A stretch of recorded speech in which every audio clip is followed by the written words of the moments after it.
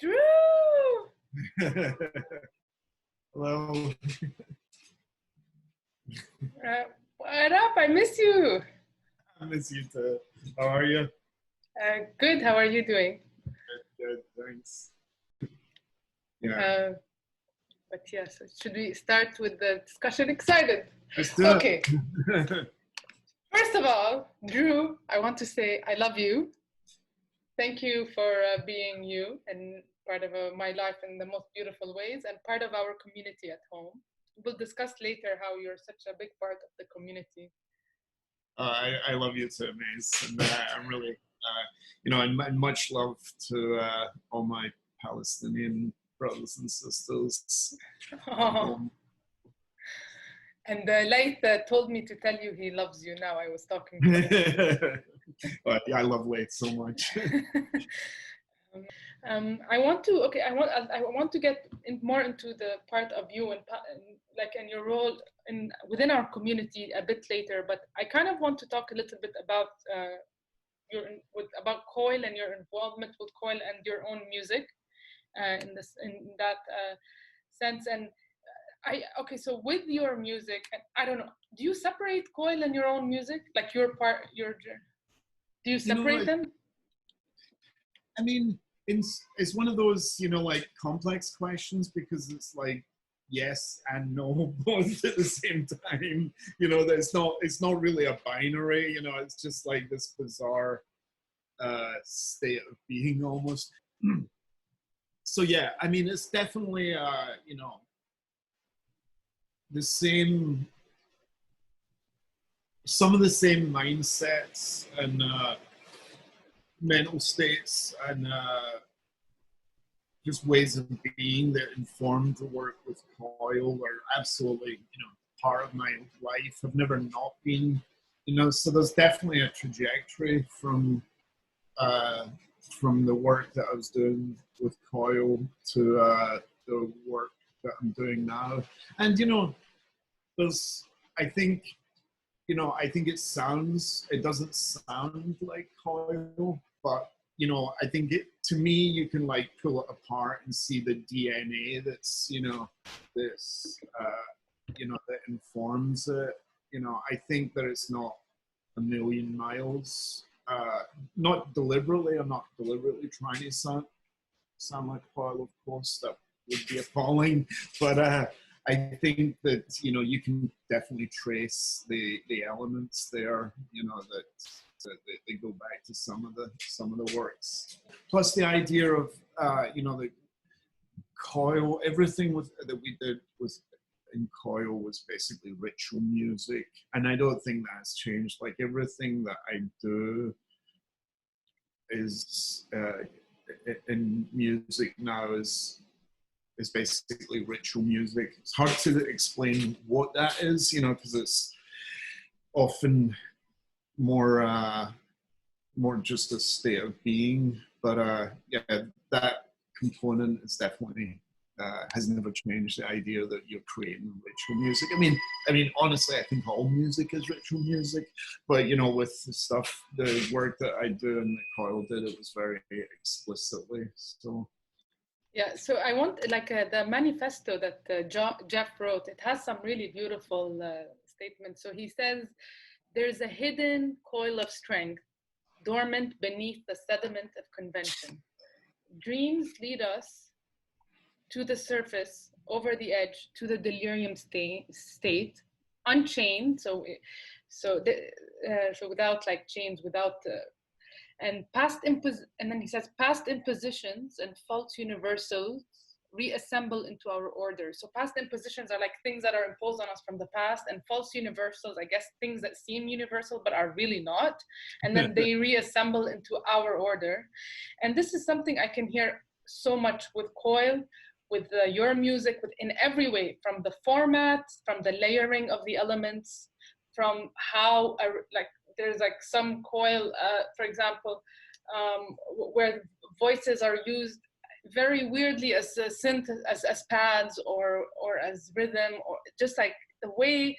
And like this is something consistent within the music of Coil and within your music, where there is, when you hear things being done in certain ways, and then you hear someone kind of question the very basics of how things are done. And for me, I hear tremendous freedom in this, and how, and I feel tremendous freedom listening to Coil, and I feel free. It almost frees me because of this insane freedom that I hear. And I think this is, for me, this is the biggest thing, and why it's one of the most, and why you also are one of the most,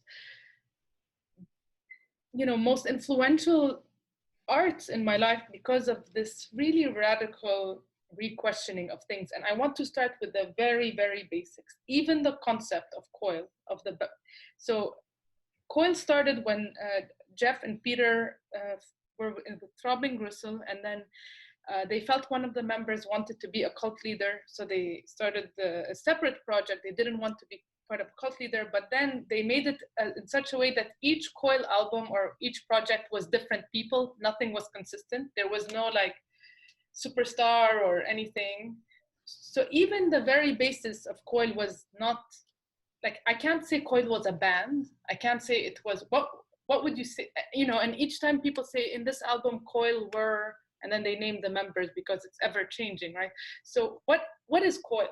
Is it a band? Is it a... I mean, that's that's a really hard thing for me to answer, because Coil existed before I. What is it to you? Wow, I mean, that is a really hard question to answer, because it was more than just music. It was more than just being in a band. It was something that was like, that I immersed myself in. And it was, it was a way of, I was going to say a way of viewing the world, but it was like different ways of viewing the world. Like there was an underlying influence of people like Austin Osman Spare, but there was also a way of not taking those. You hit on the universalities. Like don't take those things as axiomatic. Just like whatever you're told is. Like just question and put forward some other. Some other viewpoint. And I think that's really important to, like, you can't, like Coil existed, like when Balance and Sleazy, when Jeff and Peter started Coil, there was a time, and they were like radically queer, and it was a time where it was almost like being queer in the UK was hardly legal. Like there was like teachers couldn't teach about LGBTQ subjects in school. It was actually illegal to teach. It was called, I believe it's called Section 28. This law that basically outlawed the quote unquote teaching of homosexuality in school. So teachers couldn't even teach it. So there was a time of like, extreme repression that Coil were born out of, so I think that has to factor into it. That notion of alterity, that notion of like outsiderhood is so like embedded in where it was to be Coil, and that's where Balance and Sleazy, and then later Stephen Thrower and other people, and then when I got involved, that was always, I think, the one current that never changed. The idea that this was a bunch of like outsiders, for whatever reason, sexuality, just being whatever, march you outside of the fold. So that might be the defining thing. Maybe that's this idea of just being being radical outsiders. Yeah, wanting to create space to be who you are. So they also, like, when you were with them, you never toured, or you did you interview at the time, or what? There was a resistance to touring. I think for like 17 years or something, they Yeah, resisted. it was hard, with the process that we had, in the studio. It was hard to like configure that for touring, and it wasn't until Tim, until Paul Sandra came on board, round about music to play in the dark. Just when I was kind of like, as he was entering Coil, I was leaving. I never really left, but I moved to New York, and it was hard to come back. So Tim had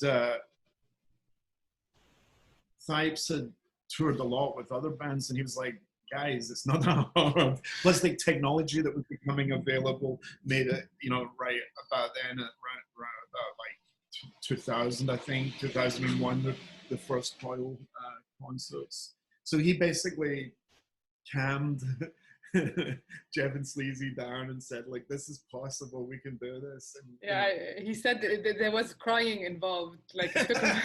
he said that. Yeah. But I have to say, I mean, but that's, he was instrumental in making it happen. If it wasn't for Paul Sandra, there would have been none of those, none of those Coil concerts. I mean, unfortunately, I couldn't be part of them because I was in New York. New York. It just wasn't, it wasn't possible to leave for a while. But what kind? I mean, okay, so Peter had a side income. He didn't need to make money off his music, yeah. And so there, anything financial. There was no such goal for anything financial, and there was no no idea that we're gonna perform or deal with a crowd for so many years. And I think that must have played into the freedom of the process itself, because then really all you have is the process, and then you. So there's that, there was the Coil didn't have to be, didn't have to make money to survive. They Jeff and Sleazy had their home and their studio first in Chiswick in London, and then in Weston-super-Mare. Yeah, and basically Sleazy's Peter's income from video production and art, from album design and all of that stuff, kind of kept Coil afloat. But also, I think an important thing to think about was, like, at least from my period with them in the 90s, this was somewhat pre-internet. There was internet, but not the way that we know it now. There was no expectation for any Coil release. We didn't feel that. I mean, honestly, it felt like hardly anyone. For me, it felt like hardly anyone knew who we were. So there wasn't any. It felt like we were kind of. There was the freedom of obscurity. Do you know what I mean? It was like, it's kind of crazy now, everyone seems to have a Coil, and that's when that started happening. That was really surprising. So I was like, oh wait, you had this you're aware of this kind of little record that we did called Time Machines, and people. So that was sort of mind blowing for me to find out how influential this stuff was, because it honestly didn't feel like it at the time. When we did Time Machines, it was like, almost felt like Peter was kind of humoring me. It was like, okay, let's just put this project out because Drew's obsessing on it so much. I mean, I that was where it felt like at first. I mean, afterwards I realized that he continued, didn't he? Do a second with that? Yeah, but it doesn't really bear very much relationship to the original. But it's like, we did this record. We did Time Machines is a great example, and also actually they're all great. They're all good examples. we do this record and we're like, will anyone get this? You know, like we put this out and this will just be like 100 people will buy this and like everyone will think it's, just this bizarre, like obscure, weird joke almost, but so that was a huge freedom working without any expectation. There's a lot to be. It doesn't seem like people have that anymore. Because of the instantaneous nature of everything. But yeah, if people can find a space to to play. Yeah, just play. Yeah, but also and I listen to the Martin Rev or most of the Martin Rev interview and talked with him about making a living from music, and there's a lot to be said for not. I mean, it's wonderful if you can make a living from music, bless. But but there's a lot to be said for not. Because then there's a whole expectation of like, well, the fear of, how am I going to pay my rent if this record doesn't sell or this tour doesn't happen? And it's like, if you can find some other way, whether it's a fucking side job, a day job, a scam, a hustle, I was, so Sleazy had his job. I had my scams and hustles. That was my MO back then, and I won't go into it too much. But scams, hustles, day jobs, side gigs, all of those I think are really good for artists. There's a lot to be said for not having your life predicated on the money that your art is going to bring in. Yes, this is why I chose from a long time. I said I'd rather flip burgers than, because I curate, and say, for example, I needed to make money from an event. I wouldn't be able to, for example, have brought you to Jordan, because so I feel like as soon as needing to eat starts factoring in right away, I can't bring the best sound that I can. I can't do a lot of the things that I would love to do. But that's the only problem. I think the other problem is like time becomes once you start giving your time for something else. So it has to be a balance of like being able to sustain your art, but in a way where you still have time to make it. Yeah. I mean, that's super important as well. And also, to backtrack a little bit, we shouldn't devalue the labor that is art. Art is work. I mean, it's and should be like compensated accordingly. Like we're so used to everything that we do being algorithmically devalued to the point of like zero. With whatever, Spotify and all of that. So that's that doesn't mean that we just give up and just say, oh yeah, I'll put this out there and I won't receive any money because that's the way it is. We should fight against that. But yeah, that's the other important thing, is finding that balance where you're not just crushed by your side gig or your day job in terms of time, when you come home from it and there's like nothing left, When I often, like I kind of quit. I had a side thing going up until about a year or so ago, and I quit that. And but there was a point of where do you what's going to suffer, and you make the decision, in terms of you only have so much time, and it's like, is my art going to suffer? And it's like my job. And I know a lot of people that just sleepwalk through their job and basically, they're there in person, so that their art doesn't, and it's like, hey, that's what works. I fully endorse that. Yeah, I told Roxy I'm going to host her on the show. I think she's a great example of someone who, lives for her art. I love her. But okay. So if you're making music, how would, or you and Jeff and Peter and everyone, would you ever have compromised if someone said like this will sell better or this will?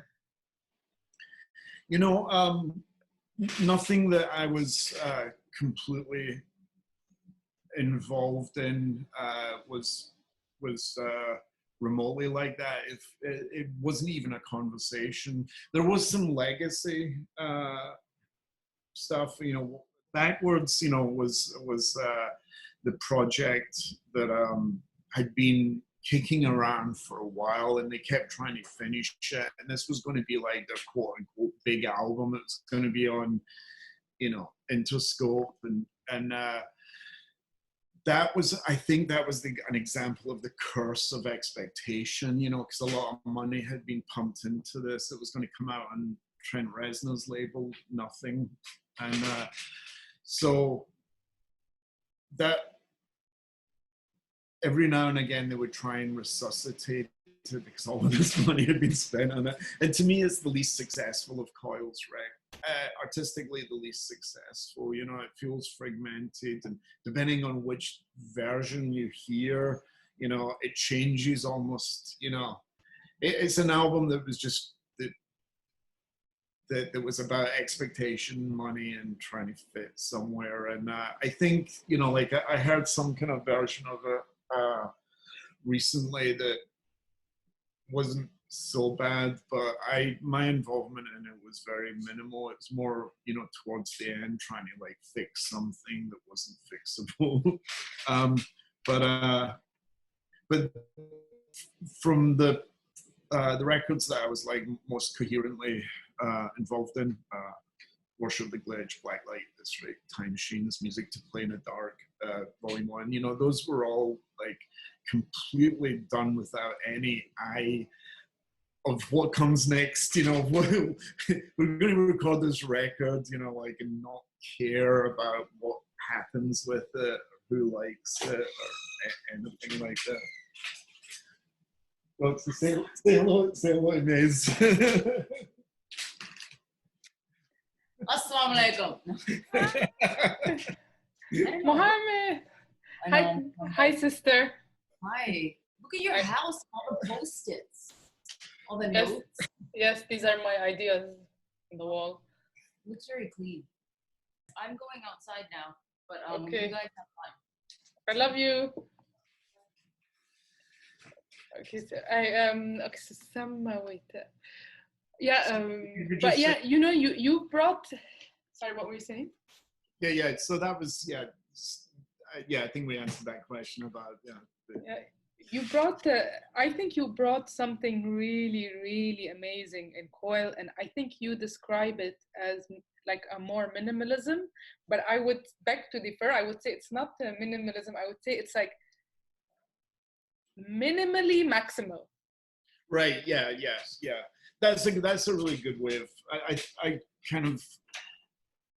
I think when you know, when Jeff and when John and Peter asked me to join, it was to. I think they'd found themselves in a little bit of a rut in terms of, you know, complexity, you know, like song structure and things like that, and they wanted some, you know, we'd been friends for quite a while before I joined. You know, like, I mean, actually, before, I think we'd been friends for maybe like 7 or 8 years before I actually became an actual member of Coil. We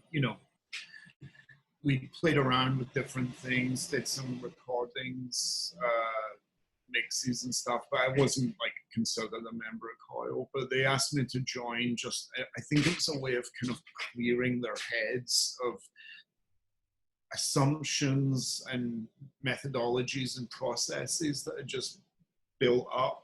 You know, sometimes it's just you get stuck with the weight of everything that you've done in the past. So I think one of the first things that we did was, and this was where the minimalist thing came in, even though that it's not technically minimalism. I was like, how much can we take away from something and it still be Maximal. something? you know. And I think that was like Worship the Glitch was, you know, like, you know, how much can you just strip out, you know? And we used some, you know, different methods, you know, like conceptual and technical, you know, to achieve that. So I think that's where that came from. But then obviously, you know, still was a maximalist undercurrent there of just wanting to push everything as far as you could take it, which, you know, never changes. Yeah, actually, that's why to me, like some of those albums and your solo work, I don't really, it's not that much difference because you can hear that in that and in both.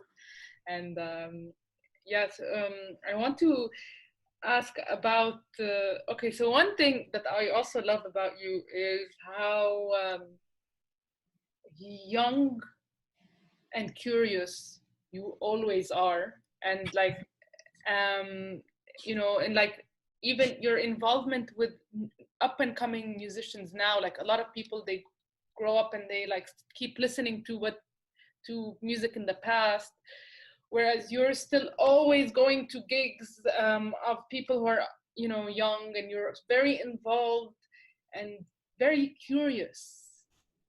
Tell me about your curiosity and how it shapes you as a person. You know, it's strange for me to answer that because I can't imagine an alternative. You know, like when you described, you know, people who get stuck in a certain place and a certain time as they get older, you know, they only listen to music that was important to them in their, you know, whatever, you know, teens, 20s, 30s maybe, you know, and then that's it, they stop. To me, I find that completely bewildering, and it's so sad because it's like I can't not keep being excited by what I'm hearing. You know, there's so much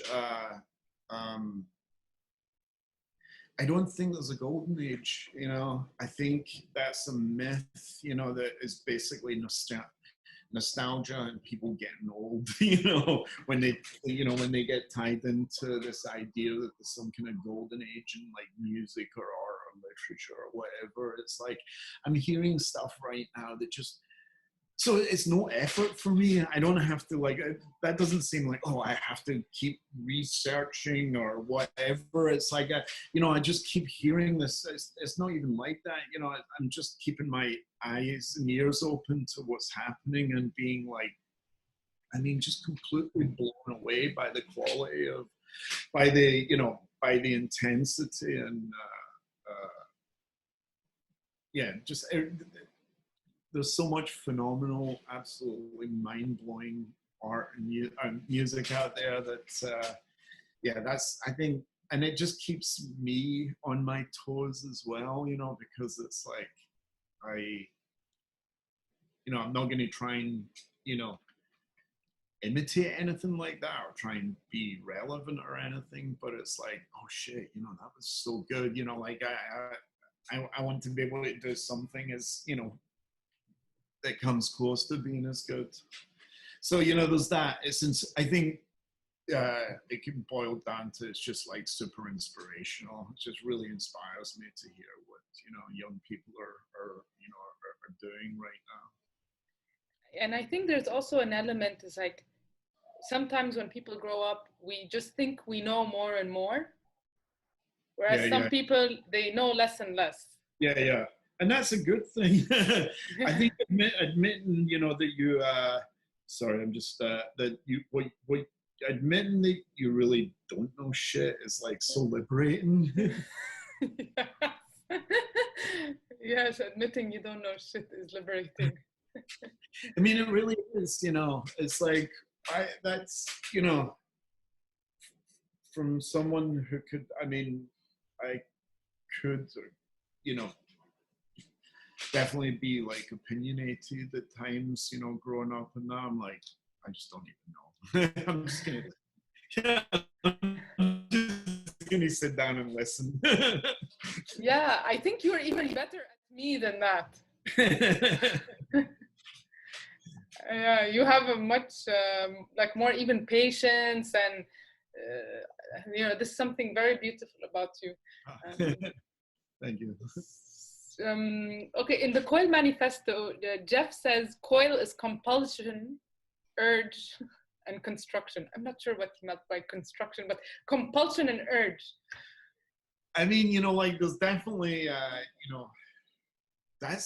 and it's so long since I've, read that manifesto. I mean, many years, so it's almost like good to get a reminder. Like the compulsion and the urge. There is that obsession. That we can all tap into. Whatever it is. I think a lot of us, are like super obsessive people, and it can manifest in so many different ways, with Balance was incredibly obsessive, and there's also probably a libidinal element in that as well, but but just assuming at face value, like one of the things that I bonded with John so deeply on was just our ability to like obsess to the point of like mania, like to go down a rabbit hole. Yeah. He says dreams lead us to the delirium state. Yeah, exactly. Another thing he says that I love is dream cycles in perpetual motion. Yeah. Constantly dreaming. I mean, like so much of John's, process, I don't know if that's the right word, was, based around, dream states and state, dream states and states of intoxication, that sometimes couldn't be differentiated. He was definitely an adherent of the, total derangement of the senses. That was that Otto? I can't remember. But the idea of just taking things to an extreme. Yeah, I remember Peter described like Jeff, after Jeff passed away, he said, when you try to go so far into this outer world and you don't hold on, it's like Jeff was always pushing himself really far, but it became harder and harder to hold on.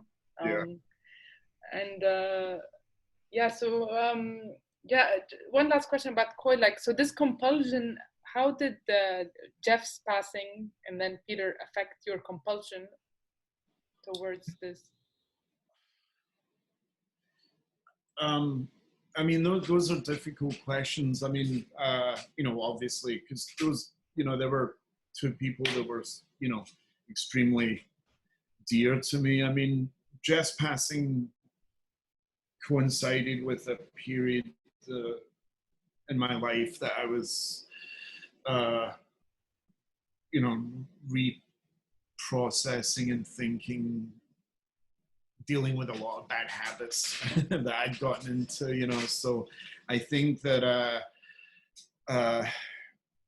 it kind of stopped.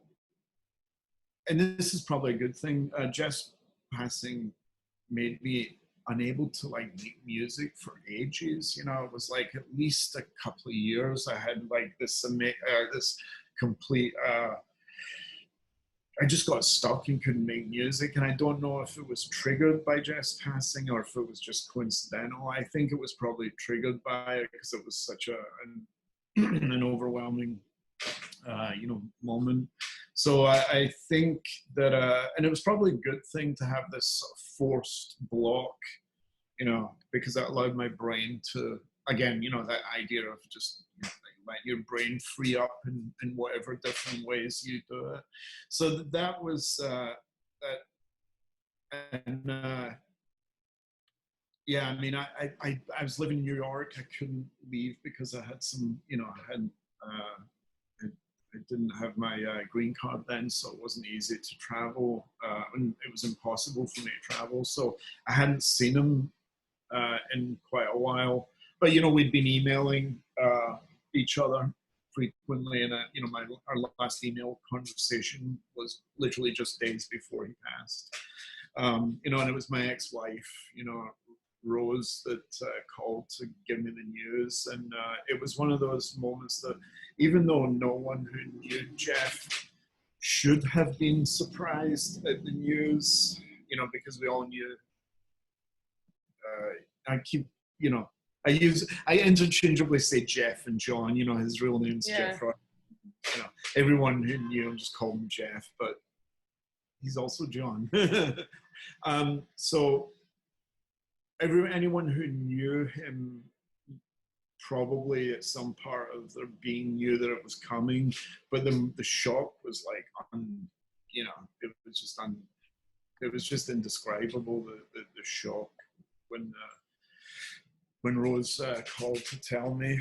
So and then like with Sleazy, like much later, that was also that was a different kind of shock, because it was it was unexpected. There was no part of me that ever thought there wouldn't be a Sleazy, it wouldn't be a Pierre Christopherson, and his kindness and just warmth and humanity, that just to feel that loss was that.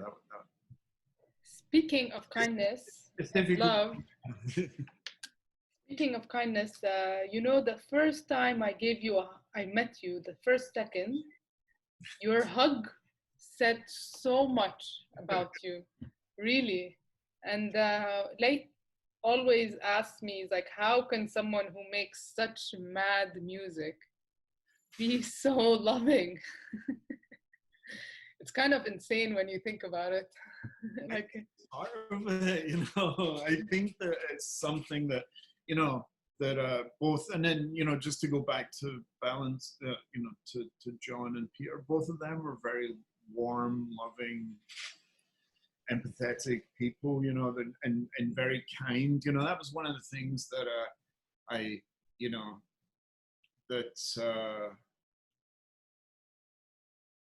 that was one of the things that stayed with me, just how kind and sweet both of them were, and you see that, the amount of time that they gave to Coil fans, that after shows, and, even like write, like when I mentioned earlier, pre-internet, they would write, fans would write letters, and they would write letters back, they were always very engaged and human in their ways of being in the world. So I mean, maybe I'm part of that. oh, and when did you start to really realize the legacy of and impact of the work that you were doing? It wasn't really until so like when I moved here to New York in 1999, I think I didn't, even then I wasn't really, I knew a handful of people that knew the work, but it wasn't until like a few years later, the 2000s, that I started to meet, and maybe it was just the people that I was, the circles that I was moving in at the time, but it wasn't until later in the 2000s that I was getting a lot of response from people, they were like, oh yeah, you were part of this insane thing that, changed the trajectory of my life. When I heard Coil at 14, it changed my whole outlook in life. When you have those conversations with people, it's like, I am one of them. I knew you told me.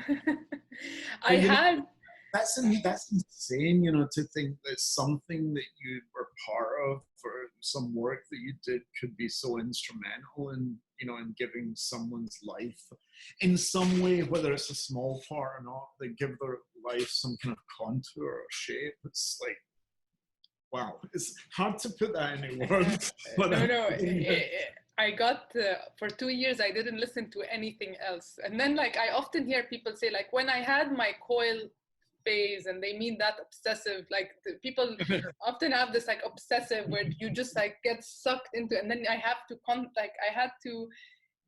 then when I started to say, okay, I'm gonna start DJing now, when I agreed to start DJing, that's when I started to like get again out of like that was one of the times where I got out of the hole. But it's a very scary relationship because when I get into Coil, I'll just get into the hole, and like that's all I want to listen to. But yeah, it's for me it just brought me freedom. It made me feel free in every way, and yeah, it's like, and also your solo work, which I say is like, so yeah, thank you for the magic. Thank you. So yeah, and last thing, like just to quickly, for those who don't know, I showed Drew the music of Muqata'a once, and suddenly on an interview with Bandcamp, Drew was speaking of Muqata'a, and that really helped like people started to realize from that side of the music world, like he obviously was known in other sides of the music world, but in that side of the music world, that really pushed the music of Muqata'a, who gained like a lot of fans from that side of the music world. You were super supportive of him. And also of our community, you know, you played the show in Jordan, even though our budget is not much. It was so much. I mean, it was so much.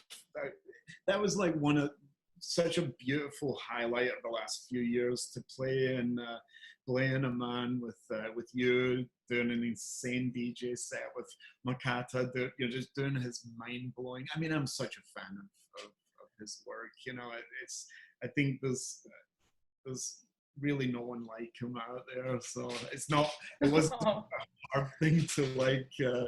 To just profess my love for his work. But yeah, One Amazing Night, that was so beautiful, wasn't it? It was so beautiful. Like, oh my God, the amount of hugging and loving, and Ali going around telling people thank you for existing, and it was just so much love. And I say this like to a lot of people who like, you know, often people are like, oh, what is Amman, the scene Amman, like Berlin, and I'm like, don't underestimate the power of a small community. Yes. And the kind of events that happen in those places like are way more magic. Yeah. No, that's, you know, I think you hit the nail on the head there. You know, like what's really important, like small communities are where interesting stuff is going to happen. You know, the places that are, you know, like Berlin is where people go to, you know, like they're not like, I don't think Berlin, apart from, I know a couple of small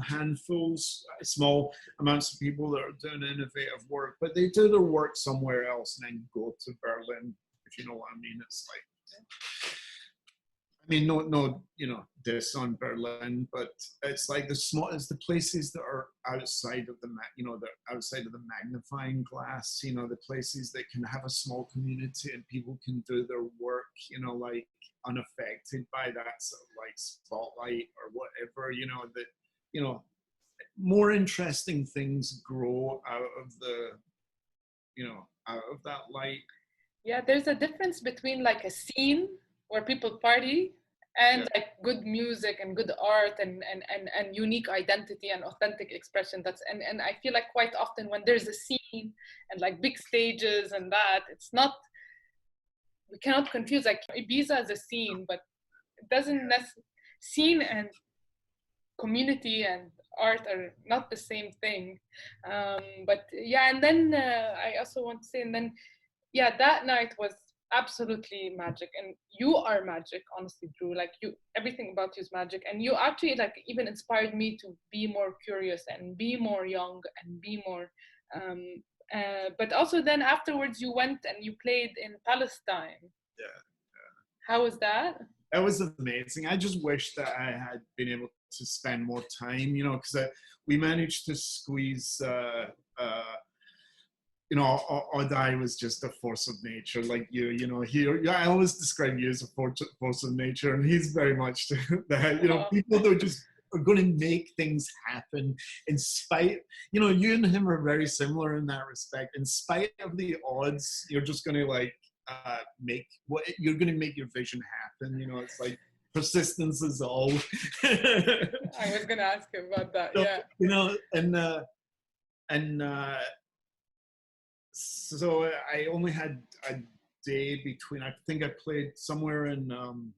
I played in the Netherlands on the Friday, and then I had a day off on the Saturday, and then on Sunday I was in Brussels. So I was like, I'll make it work, you know. I was like, how is that even possible? You know, and he was just determined to make this work and not take no for an answer. So, you know, like this was part of Exist Festival, and it was. You know, it was just fantastic. All of these people like that came, you know, like there was a whole bunch of people, you know, obviously from Palestine that played and performed and DJ'd, and then there was other people came from, you know, from around the world, and I'm very envious that Nikki, that Hero Con, got to spend like I think like a week, almost a week there, as opposed to my one day, you know, in and out. It's not even like one day, but you'll be back. Oh, I'll definitely be back. But it was fantastic just to be there for that small amount of time and to see a little bit of Ramallah and, you know, to see a bunch of people again that I hadn't seen in a while, and to meet, meet new friends that I know will be in each other's lives forever. So that was great, and I can't believe, you know, they pulled it off, you know. In spite of all of the odds and everything, they persisted and pulled it off and made it happen. And you went, I'm guessing, like without much fee or anything, right? Yeah, it wasn't important. I mean, it was just, you know, just just to do it. You were one of the people who really has been speaking out for the Palestinian struggle for liberation. So obviously that's hugely appreciated in the community. I remember when you, because you were involved with the idea before it actually happened, and you wrote to me, you said, he's gonna call it Exist, and you liked that name. So what do you feel about that name, Exist? I mean, that's it. It's like, I mean, you know, I don't want to speak for, speak for them, but to me, it's just that lays it down, because, you know, like Israel, you know, with their apartheid agenda, doesn't even want to acknowledge the existence of the Palestinian people, you know, and it's like, you know, no, you know, we are here, we've always been here, we exist, you know. So I think that's, you know, to me, that's where it meant, you know, it's like, it's just this statement, you know, that boils, you know, it boils down, you know, like paragraphs or books worth of ideas into one word, and it's like, wow, that's genius. Yeah, to exist. I was reading yesterday about a lot of cultural archive that the Israeli government is hiding, historic pictures. They have like actually an active campaign of culturally, it's called memocide, like genocide of memory. Right, that's interesting. I hadn't heard that word, and that's actually how you erase, you know, it's like if you, that's, yeah, if you, you know, one is the erasure of the physical being, the genocide of a people, but also the erasing of their culture and memory. That's, yeah. So that's, yeah. So now the last question, the most important. Persistence is all. You're going to handwrite it so I can tattoo it. Okay, what does that mean to you? You know, it's like, it's one of those things that, you know, at the time it was just a phrase that didn't really have very much resonance with me, other than that I, you know, that I liked. I mean, it was something that, you know, came up with, you know, it was, but it's like over time, you know, it's so important, you know, for me, you know, just, and, you know, I see it reflected, the values that I see in other people, in other communities, you know, is, you know, persistence and resilience. And I'm always in awe when I see those things. And if I can, in my life, if I can even capture a tiny percent, you know, 1% of a tiny, you know, 1% of the persistence and the resilience that I see in, you know, in other people faced with what they're faced with in the world, you know, then, you know, that would be a success for me, you know. But that's it. It's like in all, for me, it's like, and it can be anything. It's like in the face of everything, in the face of all of the forces that want to cancel us out, whoever we might be and whatever we might stand for. They want to like erase us, like ignore us, take away our existence, like just persistence is All. persistence is all in that respect. It's like, no, fuck you, we're not going anywhere. And it's not easy, but I think it's, and we're facing it in every way we look. We're facing it, from American imperialist policies to Israeli occupation, even to our own states, like not wanting us to be or act in a certain way, or it's everywhere. But I think you said once something that made me think a lot. You called it the naked lunch. You told me about William Burroughs, and it's like the idea that and I talked about this in the last episode. It's like, it's not that necessarily that things are worse, but things are just in the open. Yeah. I mean, that's the important thing. It's like, the things aren't necessarily, I mean, they're definitely worse for, obviously the situation in Palestine is becoming worse. And, I think you referenced that in the last interview with Martin, yeah. And, so those things are becoming worse, but that's an apocalypse that's been going on since 1947. That's, it's just reaching a particular focus, I think. But, like here in the US, a lot of people have pointed out that, it's, like with the Black Lives Matter and the knowledge of what the cops are doing to Black people in this country. It's just being filmed more. That's what's happening. It's now visible, and we can't, and people can't ignore it anymore. And I think this is the thing that's like, globally, we're at that moment where everything is just out in the open. It's like no one can hide. In fact, to be able to hide from what's going on in the world and to continue your life in oblivion or ignorance of what is going on is like takes some kind of pathological, like some sort of like weird pathology, like when everything is so blatant and apparent, but it's like, where do we, this is why, ignorance is evil. Like when people tell me, don't worry, it's ignorance, I'm like, it's a choice to be ignorant. And at this point in time, I think ignorance is evil. Yeah, but it really is. I mean, it's and it's also, to use another of John's amazing phrases, constant shallowness leads to evil. Oh yeah, great. Yeah, and I really think there's a parallel there, like that willful blindness, willful ignorance, is basically just a form of shallowness. And well, you can't even. It is. It's complicity. Complicit, yeah. That's the thing. It's like, you can't, we're at the point now where it's like people have to make a choice, between being, allies and accomplices, or being complicit. As soon as you're complicit, you're basically, that's it. You're on the side of the oppressor, yeah. Regardless. Because things have to change, and we have to keep fighting, and we have to really persist. And but it's a good time for things to change now. So it's and you, It feels like there's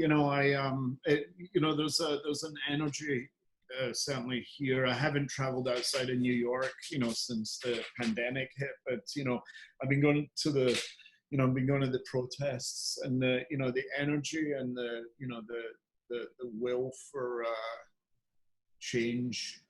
It's so powerful and so palpable. Like I was down at Occupy City Hall this morning. It was, we didn't get the budget. The goal was to partially defund the NYPD by $1 billion.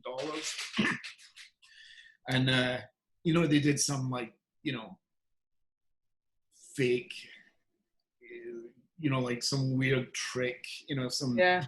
you know, mathematical trickery. So we, you know, you know, the Occupy City Hall movement didn't get what it wanted.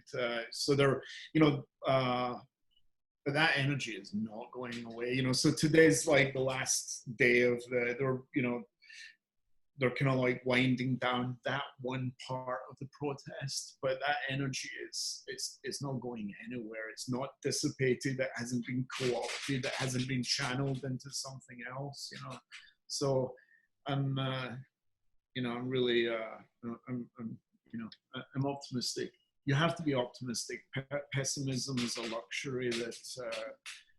Exactly. Pessimism is a tool of white supremacy.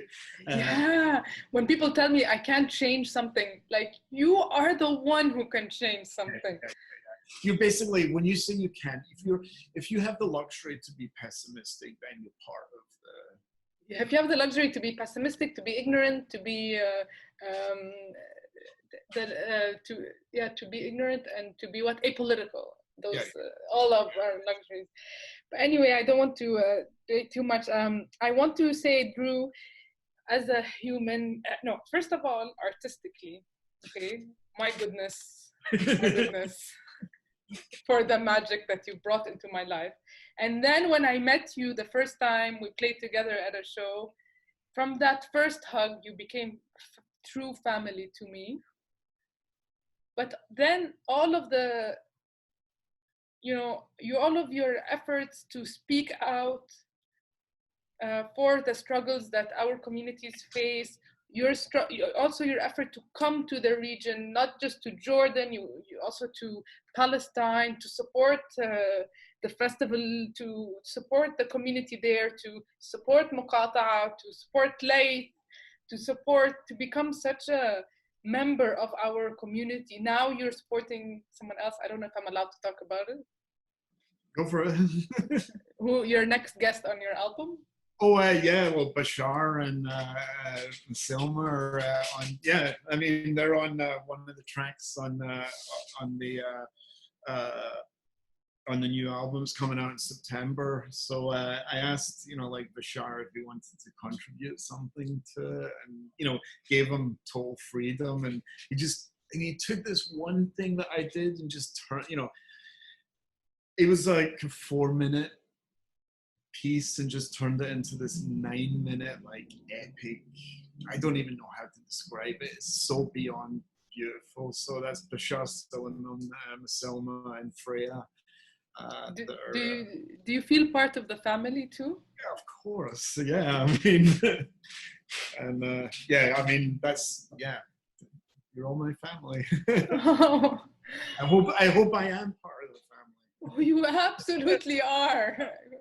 I mean, like now people like that I would have never imagined post about Coil or about you or about, like, you know, people from like you are so part of the family. And every time there's a big discussion, like, let's have this festival, let's have the first names, you're on one of the first names, Nikki. And so thank you, and I love you so much. Love you so much, Maze.